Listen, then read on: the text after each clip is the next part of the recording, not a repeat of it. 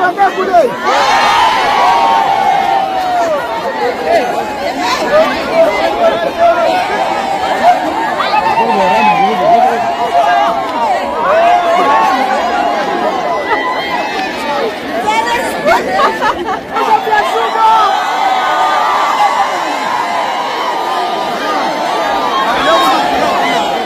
Haya.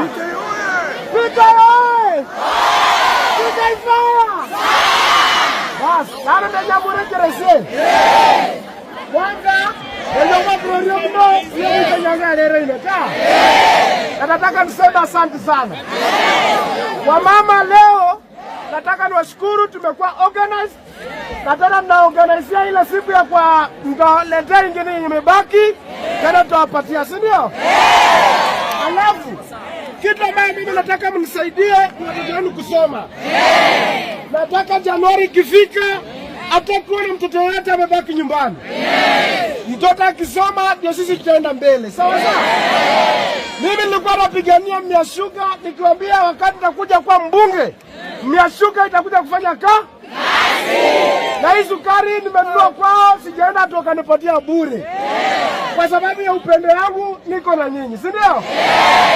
Sasa tutazidi kufanya maendeleo, lakini muhimu sana mnisaidie watoto wasome. Watoto wafanye nini? Wasome. Watoto wafanye nini? Wasome. Unaniambia watoto watasoma? Sitakuwa na mtoto yote ambaye amemaliza form 4 anakaa nyumbani. Sawa sawa? Hiyo ndio kitu mtakuwa mmenisaidia kwa maisha yangu. Sawa sawa? Sasa tutafanya mambo ya biashara. Tuko na wamama mkuu na vikundi zenu, tutakuwa pia tunapatia pesa kufanya biashara. Sawa?